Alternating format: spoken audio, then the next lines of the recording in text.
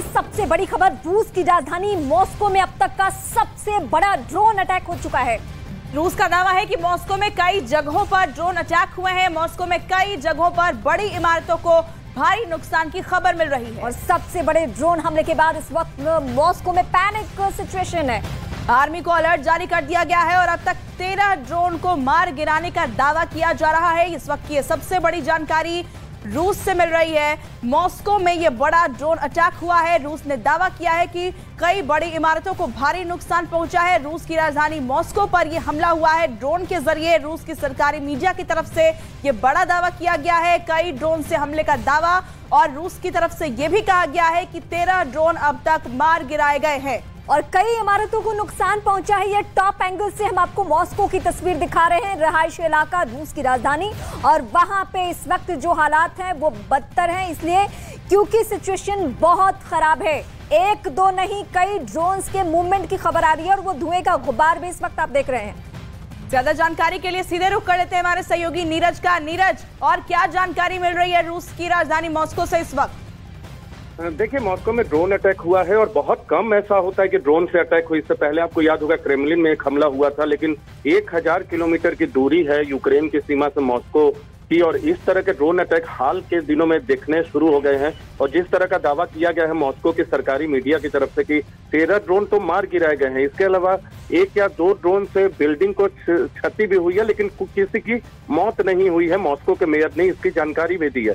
तो ये मॉस्को के लिए एक बड़ी, कह सकते हैं, आने वाले वक्त में बड़ा खतरा है। लेकिन क्यों इस तरह के ड्रोन अटैक हो रहे हैं, कौन कर रहा है, इसके पीछे यूक्रेन को मॉस्को जिम्मेदार मानता है। लेकिन सवाल यही उठता है कि मौजूदा परिस्थिति में जब रूस और यूक्रेन युद्ध कर रहे हैं, ऐसे में 1000 किलोमीटर के अंदर की सीमा पर अगर ड्रोन पहुंच जा रहा है और यूक्रेन इसके पीछे जिम्मेदार है, तो कहीं ना कहीं सुरक्षा में चूक है रूस के। जी नीरज, लेकिन ये पुतिन को भी मालूम है, उनके देश को मालूम है कि यूक्रेन का इस्तेमाल पश्चिमी देश पिछले 1 साल से कैसे कर रहे हैं, और जाहिर सी बात है अगर इतना बड़ा हमला होता है तो फिर से पश्चिमी देशों पर ही रूस का ध्यान रहेगा। देखिए, बिल्कुल रूस का ध्यान पश्चिमी देशों की तरफ रहेगा, लेकिन एक महत्वपूर्ण जानकारी आपको दे दूं कि आखिर सवाल उठता है कि 1000 किलोमीटर अंदर ड्रोन मॉस्को में पहुंच कैसे रहा है रूस की राजधानी में। इसके पीछे एक लॉजिक ये दिया जाता है कि जिन इलाकों को रूस ने कब्जा किया है, वहां जो यूक्रेन वासी रहते थे वो अब रूस की नागरिकता ले रहे हैं, और वो रूस की सीमा में, जो पहले की रूस की सीमा थी, वहां प्रवेश कर रहे हैं। अगर उसमें से 100 में से 2-3 लोग भी अगर ऐसे हों जो इस तरह के स्लीपर सेल की तरह यूक्रेन के पक्ष में अगर काम कर रहे हो और वहां जाकर ड्रोन अटैक कर रहे हो, ड्रोन अटैक बहुत इजी है, सुरक्षा एजेंसियों के लिए भी बहुत मददगार होता है, लेकिन एक बड़ी चुनौती के तौर पे भी सामने आए। कोई भी बहुत आसानी से असेंबल कर सकता है, उसमें विस्फोटक सामान रख के उड़ा सकता है, किसी बिल्डिंग को क्षतिग्रस्त कर सकता है, और इसके पीछे वैसे लोग हो सकते हैं जो यूक्रेन की सीमा से रूस में प्रवेश कर रहे हैं, जिन इलाकों को रूस ने हाल के महीने में कब्जा किया है। नीरज, जानकारी के मुताबिक इमारतों को काफी नुकसान पहुंचा है, क्या जान माल के नुकसान की भी खबर मिल रही है क्या?